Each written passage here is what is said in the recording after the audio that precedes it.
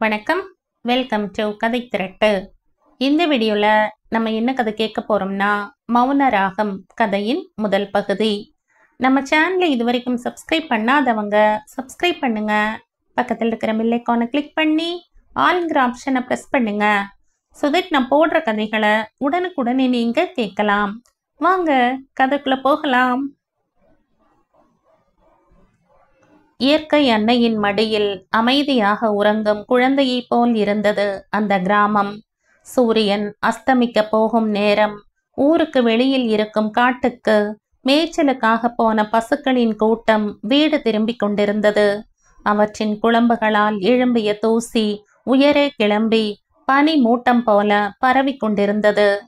மாலை வெயிலின் சூரிய கிரணங்கள் மர கிளைகளின் வழியாக ஊடுருவி தரையை முத்தமிட்டு விடை பெற்று கொண்டிருந்தன. ஊர்கோடியில் இருக்கும் பொது கிணறிலிருந்து பெண்கள் குடங்களில் தண்ணீர் சுமந்து சென்று கொண்டிருந்தார்கள். அவர்கள் பேசிக்கொள்ளும் செய்திகளை கேட்டு தலை அசைப்பது போல ஆலமரத்து கிளைகள் காற்றுக்கு அசைந்து கொண்டிருந்தன. மண் சாலையில் ஜட்கா வண்டி ஒன்று ஊரை நோக்கி வந்து கொண்டிருந்தது. கழுத்தில் ஜரிகை அங்கவஸ்திரம், நெற்றியில் விபூதி பட்டையுடன் சுமார் 50 வயது மதிக்க தகுந்த பெரியவர் ஒருவர் அமர்ந்திருந்தார். அவருடன் ஒல்லியாய் உயரமாய் போஷாக்கு குறைவாய் 10 வயது பையன் ஒருவன் வயதுக்கு மீறிய கம்பீரத்துடன் தென்பட்டான். ஜட்கா வண்டி ஊருக்கு ஆரம்பத்தில் இருந்த மசூதியை தாண்டும் போது எதிரே மடக்கிய குடையை தோள் மீது வைத்து கொண்டு வந்து கொண்டிருந்த உழவன் ஒருவன், "வணக்கம் ஜாமி" என்று தலையை குனிந்து மரியாதை செலுத்திவிட்டு வண்டியுடன் சேர்ந்து நடக்கத் தொடங்கினான்.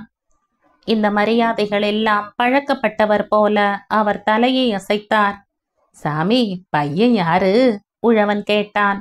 "தூரத்து சொந்தராமையா, பையனுடைய அத்தை சாகும் முன் என் கையில் ஒப்படைத்தாள்." "அம்மா அப்பா இல்லீங்களா?" "அது ஒரு தனி கதை, பிறகு சொல்கிறேன். எங்க ஆனந்த் தனியாக இருக்கிறான் இல்லையா, அவனுக்கு துணையாக இருப்பான் என்று அழைத்து கொண்டு வந்தேன்." "நல்ல காரியம் செய்தீங்க சாமி. புண்ணியம் புருஷார்த்தம் ரெண்டும் சேர்ந்து வரும். நீங்க எந்த காரியம் செய்தாலும் நன்றாக யோசித்து தான் செய்வீங்க. மருமகளும் மகனும் இறந்து போய் 1 வருடத்துக்கு மேல் ஆகியிருக்காதா?" தீட்சிதரின் முகத்தில் வேதனையின் நிழல்கள் படிந்தன. ஆமாம் என்பது போல தலையை அசைத்தார். வண்டி ஊருக்கு நடுவில் இருக்கும் வேணுகோபால் சுவாமி வழியாக போய்கொண்டிருந்தது. மாலை தீபாராதனை நடந்து கொண்டிருப்பதற்கு அறிகுறியாய் கோவில் மணி அடிக்கும் ஓசை கேட்டது. தீட்சிதர் கைகளை உயர்த்தி ஜோடித்து கொண்டே, "விஜய், கடவுளை வேண்டிக்கொள்" என்றார். பையனும் கண்களை மூடிக்கொண்டு 2 கைகளையும் கூப்பினான். வண்டி பொது நூலகத்தை தாண்டி கொண்டிருந்தது. நூலகத்திற்கு வெளியே வைக்கப்பட்டிருந்த ஒலி பெருக்கி வழியாய் ரேடியோவில் இருந்த செய்திகள் வெளியாகி கொண்டிருந்தன. நூலகம் என்ற பெயர் பலகையை பார்த்ததும் விஜய் ஆர்வத்துடன் குனிந்து எட்டி பார்த்தான். வண்டி தெருமுனையில் திரும்பி பழங்காலத்து ஓட்டு வீட்டின் முன்னால் வந்து நின்றது. வீடு சில இடங்களில் ஓடுகள் சரிந்து பழுதொடைந்த நிலையில் இருந்தது. வண்டி வந்து நின்ற சத்தம் கேட்டதும் மாட்டுக்கு வைக்கோலை எடுத்து போட்டு கொண்டிருந்த குப்பன், "லட்சுமி, ஐயா வந்தாச்சு" என்று உரத்த குரலில் சொல்லிக்கொண்டே வண்டி அருகில் ஓடி வந்தான். தீட்சிதர் வண்டியை விட்டு இறங்கும் போது குப்பன் அவர் கையில் இருந்த குடையை பையை பவ்யமாக பெற்று கொண்டான். "விஜய், வீடு வந்துவிட்டது, இறங்கு" என்றார் தீட்சிதர். விஜய் இறங்கினான். அதற்குள் கொஞ்சம் பூசிய உடல் வாகுடன் நடுத்தர வயதை தாண்டிய பெண்மணியைப் போல் தோற்றமளித்த லட்சுமி வாளியில் தண்ணீரை கொண்டு வந்து திண்ணை மீது வைத்தாள். தீட்சிதர் செருப்புகளை கழட்டிவிட்டு வந்ததும் சொம்பு நிறைய நீரை மொண்டு பணிவுடன் நீட்டினாள். தீட்சிதர் கால்களை அலம்பிக் கொண்டே, "ஆனந்த் எங்கே?" என்று கேட்டார். காலையிலிருந்து கண்ணுக்குட்டிக்கு சமமா ஓடிக்கொண்டிருந்தான். உடம்பு லேசா கதகதன்னு இருக்கவும் கட்டாயப்படுத்தி தூங்க செய்தேன். "ஜுரம் அதிகமா இருக்கா?" துண்டால் கை கால்களை துடைத்து கொண்டே கேட்டார். "இல்ல லேசா கதகதன்னு இருக்கு, அவ்வளவுதான்." சொல்லிக்கொண்டே லக்ஷ்மி இன்னொரு தடவை சொம்பில் நீரை மொண்டு விஜயிடம் நீட்டப் போனாள். தீட்சிதரின் குரல் உருமுவது போல் ஒலித்தது. லக்ஷ்மி நடுங்கிக் கொண்டே அவர் பக்கம் பார்த்தாள். விஜய் தொலைவில் இருந்த கன்று குட்டியை பார்த்து கொண்டிருந்தான். தீட்சிதர் கண்ணாலேயே கிணற்று பக்கம் ஜாடை காட்டினார். லக்ஷ்மிக்கு புரிந்து விட்டது. சொம்பை வாளியிலேயே நழுவ விட்டாள். விஜய் பக்கம் திரும்பி, தம்பி, அங்க கிணத்துக்கு அருகில் வாளியும் கயிறும் இருக்கும். தண்ணீரை இழுத்து கொண்டு கால் கையை அலம்பிக் கொண்டு வா என்றாள். விஜய் கிணற்றை நோக்கி நடந்தான். தீட்சிதர் வேஷ்டியின் நுனியை கையில் பிடித்து கொண்டே வேக வேகமாய் ஆனந்த் படுத்திருந்த அறைக்குள் நுழைந்தார். அவரை பின்தொடர்ந்து விஜயும் உள்ளே வந்தான். அறையின் நடுவில் இருந்த கட்டில் மீது உறங்கிக் கொண்டிருந்த சிறுவனுக்கு 8 வயதுக்கு மேல் இருக்காது. இளம் மஞ்சள் போல் பசுமை நிறமேனி, அழகான முகம், தளிர் உடல். தீட்சிதர் சிறுவனின் நெற்றி மீது கையை வைத்தார். ஜுரம் அதிகமாகத்தான் இருக்கிறது லட்சுமி. குப்பனை போய் டாக்டர் சர்மாவை அழைத்து கொண்டு வரச் சொல்லு. ஆணையிடுவது போல சொன்னார். தாத்தாவின் குரலை கேட்டதும் ஆனந்த் கண்களை திறந்தான். தாத்தா! அவரை பார்த்ததும் மகிழ்ச்சியுடன் கைகளை உயர்த்தி அவருடைய கழுத்தில் மாலையாக போட்டான். எங்க போன தாத்தா? எனக்கு ரொம்ப பயமா இருந்தது, மழலை மாறாத குரலில் சொன்னான். அவர் கட்டிலில் அமர்ந்து கொண்டு ஆனந்தின் தலையை மடியில் வைத்து கொண்டார். குனிந்து அவனுடைய நெற்றியில் முத்தம் பதித்து கொண்டே, உனக்காகத்தான் போனேன் கண்ணா. நீ தனியாக இருக்கிறாய் இல்லையா? உனக்காக ஒரு நல்ல நண்பனை அழைத்து கொண்டு வந்திருக்கிறேன். 2 பேரும் சேர்ந்து நன்றாக விளையாடலாம். தோ பார், இவன்தான் விஜய், உன்னுடைய நண்பன். உனக்காகத்தான் வந்திருக்கிறான். எப்போதும் உன்னோடையே இருப்பான். நயமான குரலில் சொன்னார் தீட்சிதர். ஆனந்த் தாத்தாவின் மடியிலிருந்து தலையை திருப்பி பார்த்தான். எதிரே விஜய் நின்றிருந்தான். ஆனந்தின் இதழ்களில் பொன்முறுவல் மலர்ந்தது. சீரியஸாக பார்த்து கொண்டிருந்த விஜய் தன்னை அறியாமலேயே பொன்முறுவல் செய்தான். இன்னிலிருந்து நீங்க இருவரும் ஒண்ணு. தீட்சிதர் விஜயின் கையை பற்றி ஆனந்தின் கையுடன் இணைத்தார். லக்ஷ்மி அறைக்குள் எட்டி பார்த்தாள். ஐயா, உங்களை பார்க்க சுவாமிநாத ஐயர் வந்திருக்கார் என்றாள். தீட்சிதர் ஆனந்தை கவனமாக கட்டிலில் படுக்க வைத்தார். தோ போய்விட்டு உடனே வந்து விடுகிறேன் கண்ணா. அன்பு ததும்பும் குரலில் பேரனிடம் சொன்னவர் விஜய் பக்கம் திரும்பி, விஜய், ஆனந்திடம் பேசி கொண்டிரு என்று சொல்லிவிட்டு அறையை விட்டு வெளியேறினார். அவருடைய குரலில் தென்பட்ட நயம் ஆனந்துக்கு மட்டும் சொந்தம் என்பது போல் இருந்தது. விஜயிடம் அவர் பேசிய தோரணை வேலைக்காரனிடம் ஆணையிடுவது போல் இருந்தது. 1/4 மணி நேரம் கழித்து தீட்சிதர் டாக்டர் சர்மாவுடன் ஆனந்தின் அறைக்குள் வந்தார். விஜய் கட்டில் மீது அமர்ந்து கொண்டு ஆனந்திடம் ஏதோ கதை சொல்லிக் கொண்டிருந்தான். ஆனந்த் வாய்விட்டு சிரித்து கொண்டிருந்தான். டாக்டர் ஆனந்தின் நாடியை பரிசீலித்துவிட்டு ஜுரம் அதிகமாய் இல்லை என்றும் இரவு பால் சாதம் கொடுக்கலாம் என்றும் சொன்னார். விஜயை பார்த்து, இந்த பையன் யாரு என்று கேட்டார். தூரத்து சொந்தம், அனாதையாகிவிட்டான். ஆனந்துக்கு துணையாக இருப்பான் என்று அழைத்து கொண்டு வந்தேன். நல்ல காரியம் செய்தீங்க. குழந்தைகளுக்கு அவங்க வயதுக்கு தகுந்த துணை எப்போதும் இருக்க வேண்டும். தம்பி, உன் பெயர் என்ன? டாக்டர் கேட்டார். விஜய் கைகளை பின்னாடி கட்டிக்கொண்டே சொன்னான். பெரியவர்களிடம் பேசும்போது பணிவாக பதில் சொல்லணும், எச்சரிப்பது போல் சொன்னார் தீட்சிதர். விஜய் முகம் சீரியஸாக மாறியது. பணிவாக பதில் சொல்வது என்றால் எப்படி என்று தெரியவில்லை. கைகளை முன்னால் கட்டிக்கொண்டு நின்றான். டாக்டர் போகும்போது ஆனந்தின் கன்னத்தில் லேசாக தட்டிவிட்டு நகர்ந்தார். விஜயை தாண்ட போனவர் ஒரு நிமிடம் நின்று அவன் தோளை நட்புடன் தட்டிவிட்டு போனார். உங்க கேஸ் விஷயம் ஏதாவது தெரிந்ததா? அறையை விட்டு வெளியில் வரும்போது டாக்டர் கேட்டார். நாளைக்கு வாய்தா இருக்கிறது. ஏற்கனவே பணம் நிறைய செலவு செய்திருக்கிறீர்கள் போல் தெரிகிறது. நிறைய, பெருமூச்சு விட்டு கொண்டே சொன்னார் தீட்சிதர். இந்த வீட்டை பார்த்தீர்களா? வெள்ளை அடிக்க வசதி இல்லை. மழை பெய்தால் ஒழுகாத இடம் பாக்கி இல்லை. ஓட்டை உடைசல்களை ரிப்பேர் செய்ய வழி இல்லை. என்ன செய்வது? எல்லா நாட்களும் ஒரே மாதிரி இருக்காது இல்லையா? ஆதரவுடன் சொல்லிவிட்டு டாக்டர் கிளம்பினார். தீட்சிதர் டாக்டரை வழி அனுப்பிவிட்டு உள்ளே வந்தார். லட்சுமி, தோப்பார், விஜய் சற்று முன்னால் ஆனந்தின் கட்டில் மீது அமர்ந்து கொண்டிருந்தான். இன்னொரு தடவை அப்படி நடக்க கூடாது.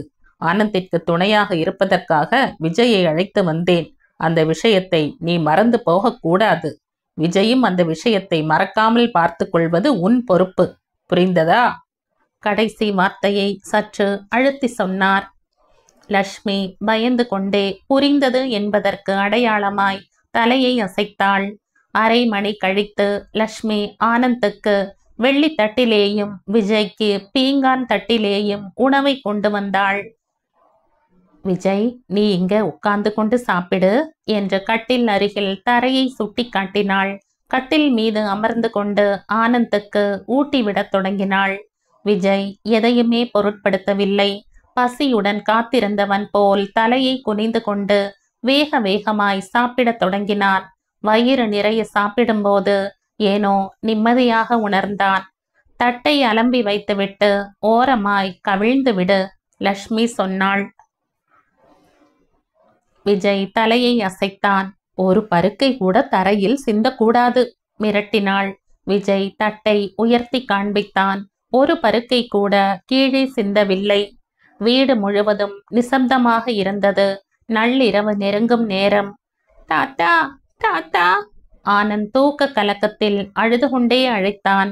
கட்டில் அருகில் பாய் மீது உறங்கிக் கொண்டிருந்த விஜய் திடுக்கிட்டு எழுந்து உட்கார்ந்து கொண்டான். அதற்குள் பக்கத்து அறையில் தஸ்தாவேஜுக்களை படித்து கொண்டிருந்த தீட்சிதர் சட்டென்று ஓடி வந்து ஆனந்தை மார்போடு அணைத்து கொண்டார். என்ன கண்ணா, என்னாச்சு? அனுசரணையாய் கேட்டார். எனக்கு பயமா இருக்கு தாத்தா. நான் தான் வந்து விட்டேனே, இனி நீ பயப்பட தேவையில்லை கண்ணா. நீ மறுபடியும் ஊருக்கு போய்விடுவாய். போக மாட்டேன். அப்படியே போனாலும் தோ இந்த விஜய் உன்னோடு தான் இருப்பான். உனக்கு எந்த பயமும் இல்லை. நான் உன் பக்கத்திலே தான் படுத்துக்கொள்வேன். ஆனந்த் பிடிவாதம் பிடித்தான். நான் இன்னும் தூங்க போகவே இல்லை ராஜா. கேஸ் விஷயமாய் தஸ்தாவேஜுக்களை படித்து கொண்டிருந்தேன். சரி சரி வா. தீட்சிதர் ஆனந்தை தோளில் தூக்கி கொண்டு அறையை விட்டு வெளியேறினார். பாய் மீது விழித்து கொண்டு உட்கார்ந்திருந்த விஜயிடம் ஒரு வார்த்தை கூட பேசவில்லை. விஜய் அப்படியே பாய் மீது உட்கார்ந்திருந்தான். பக்கத்து அறையில் தீட்சிதர் ஆனந்துக்கு கதைகளை சொல்லி தூங்க வைக்க முயற்சி செய்து கொண்டிருந்தார். தனியாக இருப்பது என்றால் விஜய்க்கும் பயம்தான்.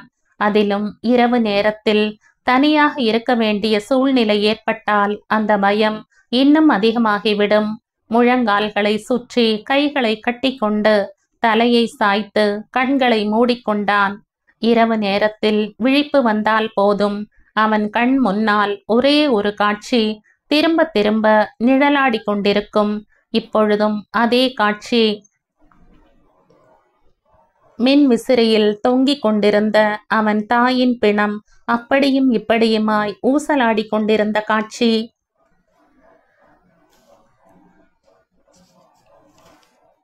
தொண்டை குழியை விட்டு வெளியேற போன கத்தலை யாரோ வந்து பொத்தியது போல் அவனே வாயை பொத்தி கொண்டு குரல் வெளியே வராமல் அடக்கிவிட்டான்.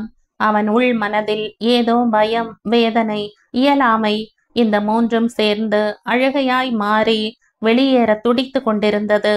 இதழ்களை இறுக்கி பிடிவாதமாய் அழுகை சத்தம் வெளியே வராமல் தடுத்து கொண்டிருந்தான். கண்களிலிருந்து இரட்டிப்பு வேகத்துடன் வெளியேறி கொண்டிருந்த கண்ணீர் கன்னங்களின் மீது வழிந்து உடைகளை நனைத்து கொண்டிருந்தது. அம்மா, அம்மா, நீ எங்கே இருக்கிறாய்? எனக்கு பயமாக இருக்கிறது.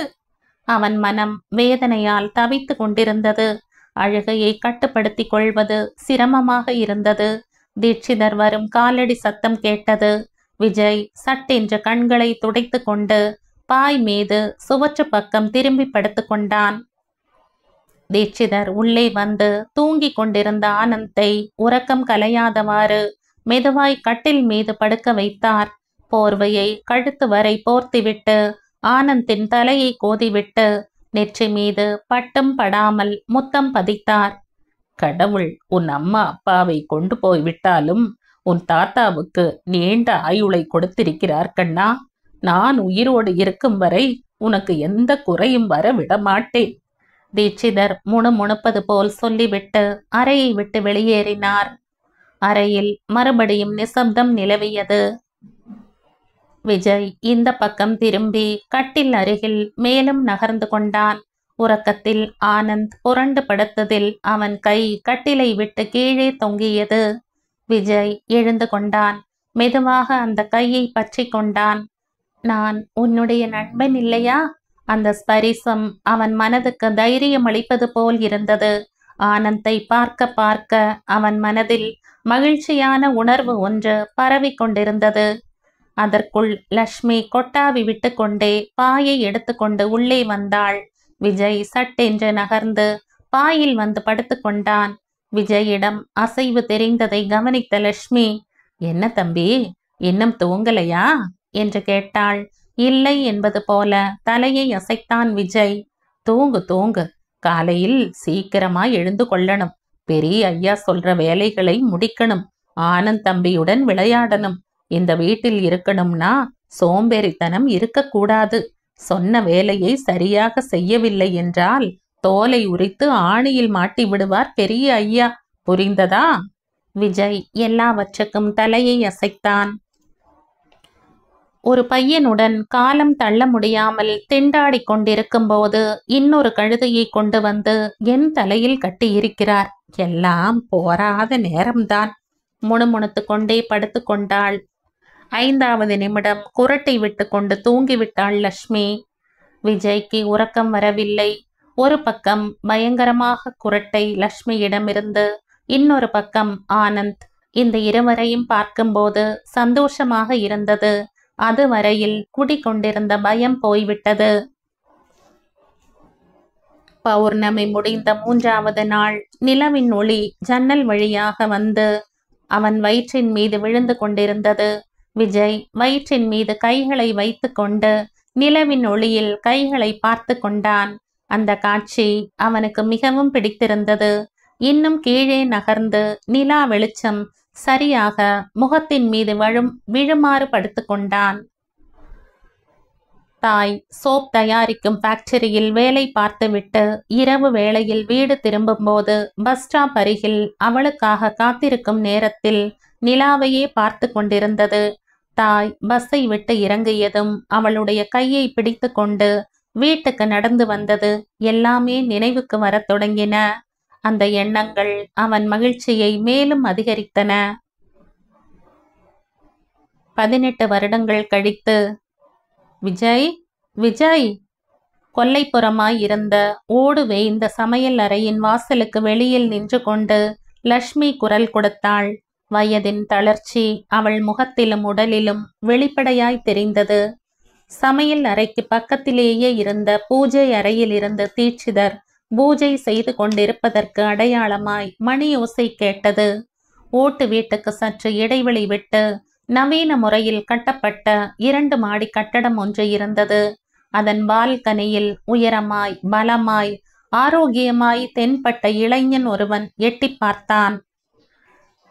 என்ன என்று கேட்டான். அவன் குரல் ஒருவித ராஜசத்துடன் ஆண்மையுடன் கம்பீரமாய் ஒலித்தது. காபி டிபனை ட்ரேயில் எடுத்து வைத்திருக்கிறேன். காலையில் கொண்டு போன போது ஆனந்த் தம்பி 1/2 மணி நேரம் கழித்து கொண்டு வர சொல்லி திருப்பி அனுப்பிவிட்டான். என்னால் மறுபடியும் படியேறி இறக்க முடியாது.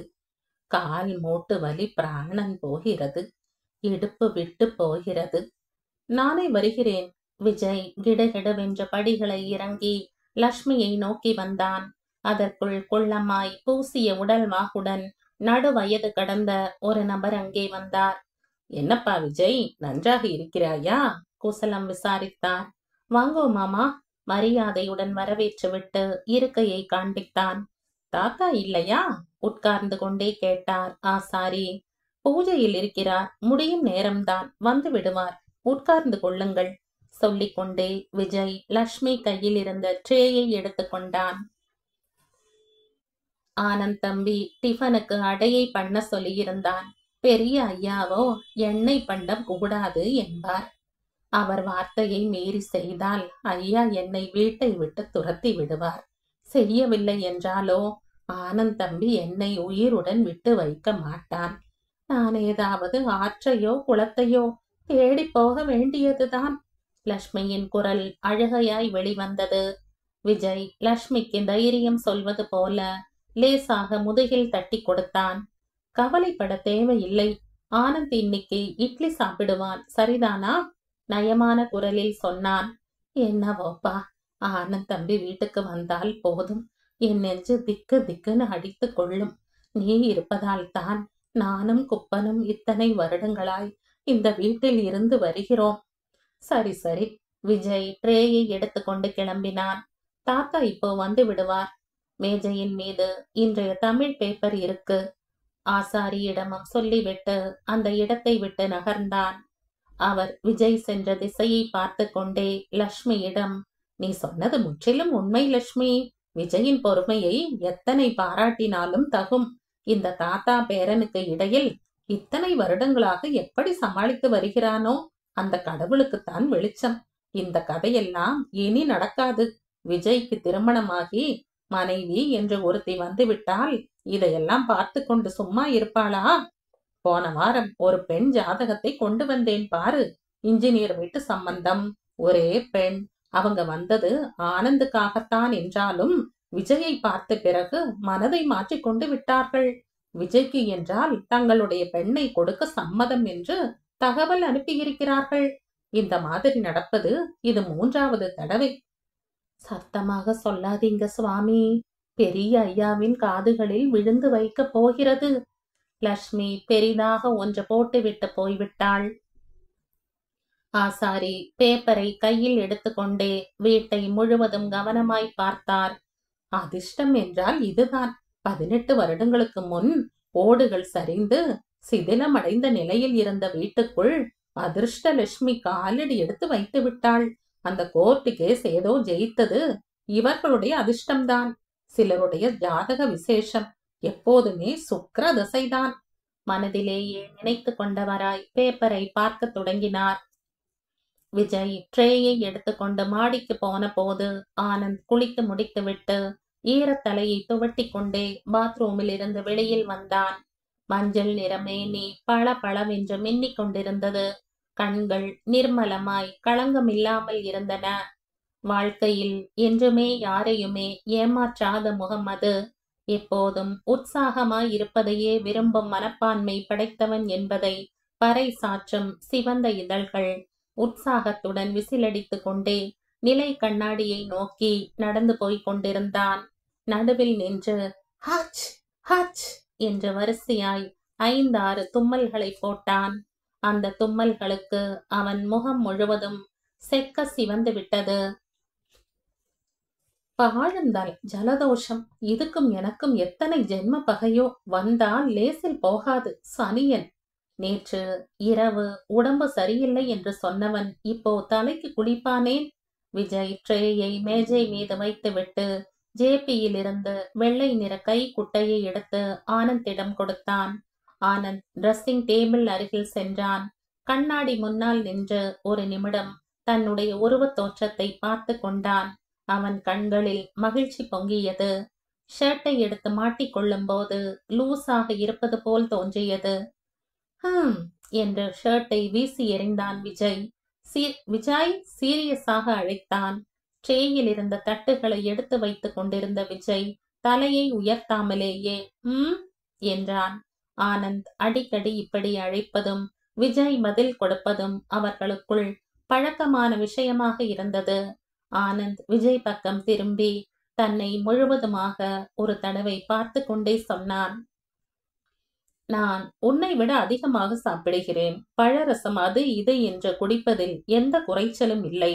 போராத குறைக்கு விட்டமின் மாத்திரைகள் வேறு. அப்படியும் என்னுடைய எடை ஏறவே மாட்டேன் என்கிறதே, ஏன்? நீ முதலில் சாப்பிடவானோ, டிஃபன் ஆறி போய்விடும். எச்சரிப்பது போல் சொன்னான் விஜய். ஆனந்த் உடைகளை மாற்றிக்கொண்டு தலையை வாரிக்கொண்டு கண்ணாடியில் தெரிந்த தன் உருவத்தை விட முடியாதவன் போல திரும்பி திரும்பி பார்த்து கொண்டே சாப்பிட வந்தான். தட்டில் இட்லியை பார்த்ததும், இட்லியா? இந்த கிழவிக்கு வர வர மூளை கலங்கி போய்விட்டது. ஒன்றை சொன்னால் வேறு ஒன்றை செய்கிறாள். இப்படியே போனால் எனக்கு பைத்தியம் பிடித்துவிடும் போல் இருக்கிறது. அவளை வேலையிலிருந்து அனுப்பிவிட சொல்லி இப்பொழுதே போய் தாத்தாவிடம் சொல்கிறேன். சொல்லும் போதே ஆனந்த் முகம் கோபத்தால் சிவந்து விட்டது. அவன் நாற்காலியை விட்டு எழுந்து கொள்ள போகும்போது விஜய் கையை பிடித்து நிறுத்தினான். வீட்டிலிருந்து வெளியேற்றணும்னா அவளை இல்லை, என்னைத்தான் அனுப்ப வேண்டியிருக்கும் என்றான் விஜய். உன்னையா? எதுக்கு? இட்லியை செய்ய சொன்னதே நான் தான். உனக்கு ஃப்ளூ ஜூரம் வந்து 4 நாட்கள் கூட ஆகவில்லை. டாக்டர் சர்மா எண்ணெய் பொருட்களை சேர்க்க கூடாதுன்னு சொல்லி இருக்கிறார். அவர் ஒருத்தர் என் உயிரை எடுப்பதற்கு கொஞ்சம் தும்மினால் போதும் 10 நாட்கள் பத்தியம் போட்டு கொன்று விடுவார். நீ சொன்னா இல்லையா? ஓகே, இட்லியை சாப்பிடுகிறேன். ஆனந்த் முகத்தில் கோபம் மறைந்து அந்த இடத்தில் பொன்முறுவல் குடிகொண்டது. எனக்கு எது நல்லது என்று யோசிக்கும் நண்பன் இருப்பது என் அதிர்ஷ்டம் இல்லையா? ஆனந்த் சொன்னான். அனு, நான் உன்னிடம் ஒரு விஷயத்தை சொல்லணும். ஆனந்த் சரியாக சாப்பிடுகிறானா இல்லையா என்று கவனமாக பார்த்து கொண்டே விஜய் சொன்னான். முதலில் என்னுடைய கேள்விக்கு பதில் சொல்லு. நாம் அரக்கு வேலி போவதற்கு தாத்தா பணம் தருகிறாரா இல்லையா? ஆனந்த் கேட்டான். நான் வரப்போவதில்லை. ஏன்? எனக்கு வேலை இருக்கிறது. ஓகே, எனக்கும் வேலை இருக்கிறது. நானும் போகப் போவதில்லை. Program cancel. ஆனந்த் தீர்மானமாக சொல்லிவிட்டான். நீ போய்விட்டு வா, விஜய் சொன்னான். நீ இல்லாமலா? அனு, எத்தனை நாட்களுக்கு இப்படியே நடக்கும்? இதற்கு முன்னால் என்றால் குழந்தைகளாக இருந்தோம், சேர்ந்து படித்தோம், எங்கு போனாலும் ஒன்றாகி போய் வந்தோம். இனிமேல் அப்படி நடந்து கொள்ள முடியாது. ஏன் முடியாது? ஆவேசமாய் கேட்டவன் நெற்றியை சுளித்தான். வர வர கிழவிக்கு மறதி அதிகமாகிவிட்டது. சட்னியில் 2 தடவை உப்பை போட்டு விட்டால் போலிருக்கிறது. விஜய், நீ ஏன் எப்போதும் லட்சுமியை குப்பனை சப்போர்ட் செய்து கொண்டிருக்கிறாய்? எரிச்சலுடன் கேட்டான். சின்ன வயதிலிருந்து நம்மை வளர்த்து ஆளாக்கினவங்க என்பதால். அப்போ அவர்களுக்காக ஏதாவது ஏற்பாடு செய்துவிடு. வேறு ஆட்களை வேலைக்கு வைத்துக் கொள்ளலாம். ஆனந்த், நான் சொல்வதை கவனமாய் கேட்டுக்கொள். கேட்கிறேன், சொல்லு. ஆனந்த் இட்லி சாப்பிடுவதை நிறுத்திவிட்டு நாற்காலியின் பின்னாடி சாய்ந்து கொண்டு கைகளை கட்டி கொண்டான். விஜய்க்கு சிரிப்பு வந்தது, ஆனால் சிரிக்கவில்லை. நீ ஹரி மற்றவர்களுடன் சேர்ந்து அரக்கு வேலிக்கு போய்விட்டு வா. நீ வருவதும் வராமல் இருப்பதும் எப்படி உன் விருப்பமோ அதுபோல் போவதும் போவாமல் இருப்பதும் என் விருப்பம். நான் முடிவு செய்து விட்டேன். நான் போகப் போவதில்லை. ஒவ்வொரு விஷயத்தையும் என்னுடன் முடிச்சு போடக்கூடாது என்றுதான் சொல்கிறேன், சொன்னான் விஜய். நான் முடிச்சு போடுகிறேனா? ஆமாம், நானும் பார்த்து கொண்டுதான் வருகிறேன். சமீப காலமாய் அடிக்கடி இந்த மாதிரி வித்தியாசமாய் ஏதோ பேசுகிறாய். அசல் விஷயம் என்ன? முதலில் சொல்லு. ஆனந்த் டிஃபன் தட்டை பக்கத்தில் நகர்த்தி விட்டான். நீ டிஃபனை முழுவதுமாக சாப்பிடு. நான் சாப்பிட மாட்டேன். முதலில் விஷயத்தை சொல்லு. பிடிவாதம் பிடிப்பது போல சொன்னான் ஆனந்த். விஜய் ஆழமாய் மூச்சை எடுத்துக்கொண்டான். அதற்குள் கீழே இருந்து விஜய், விஜய் தீட்சிதர் அழைக்கும் குரல் கேட்டது. தோ வந்துவிட்டேன். விஜய் போகும்போது ஆனந்த் தடுத்து நிறுத்தி விட்டான். தாத்தா எப்போதும் இப்படித்தான் அழைத்து கொண்டே இருப்பார், நீ போகாதே என்றான். இரு அனு, ஏதாவது வேலை இருந்திருக்கும். விஜய் கையை விடுவித்துக் கொண்டு வேக வேகமாய் போய்விட்டான். ஆனந்த் டேப் ரெக்கார்டரை இயக்கிவிட்டு பாட்டு கேட்டுக்கொண்டே இட்லியை சாப்பிடத் தொடங்கினான்.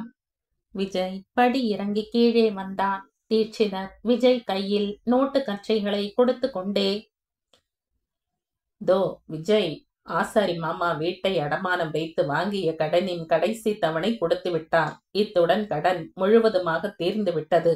இரும்பு பெட்டியில் வீட்டு சம்பந்தப்பட்ட தஸ்தாவேஜுக்கள் இருக்கும், கொண்டு வந்து கொடு என்று இடுப்பில் சொருகி இருந்த சாவி கொத்தை எடுத்து விஜயிடம் கொடுத்தார். சரி. விஜய் சாவி கொத்தை எடுத்துக்கொண்டு உள்ளே போனான்.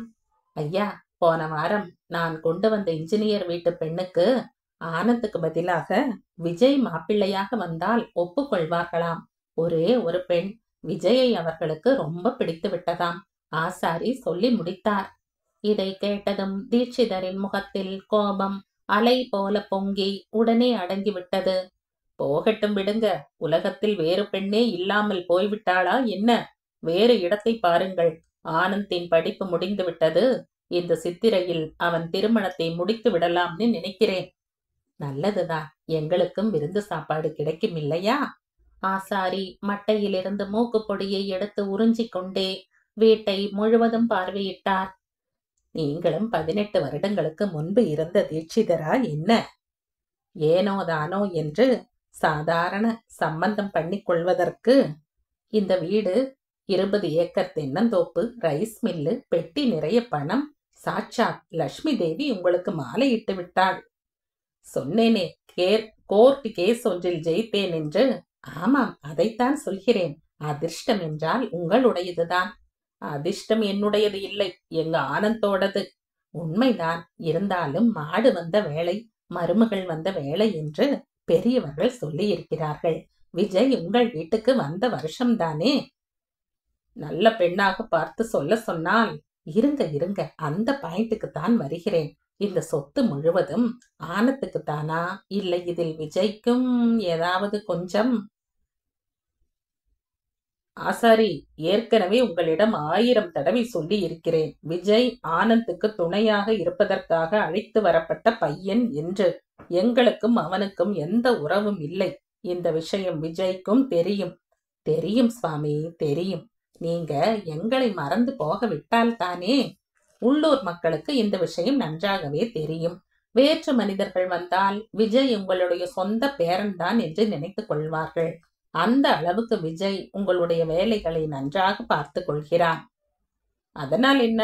ஆனந்தின் உடல் நலம் கொஞ்சம் சரியில்லை, அதான். அதுவும் சரிதான். இருந்தாலும் விஜய்க்கு சாமர்த்தியம் கொஞ்சம் அதிகம்தான். அதற்குள் விஜய் தஸ்தாவேஜுக்களுடன் அங்கே வந்தான். அவன் கையில் ஒரு காகிதமும் பேனாவும் இருந்தன.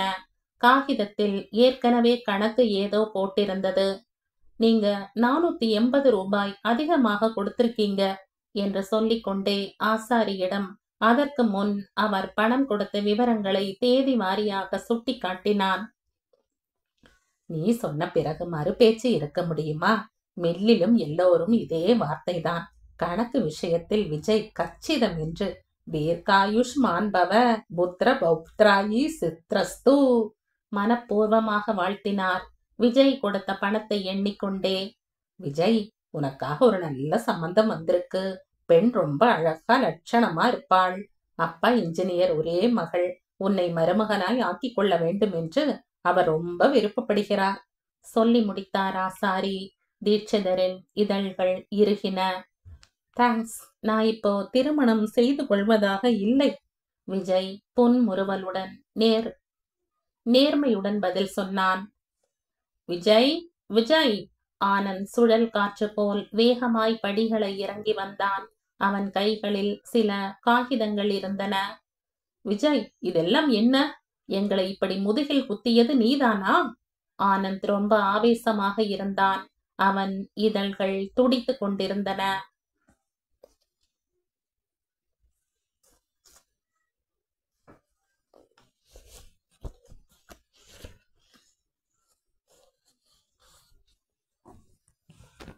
இந்த கதையின் தொடர்ச்சியை அடுத்த பதிவில் கேட்கலாம். நன்றி.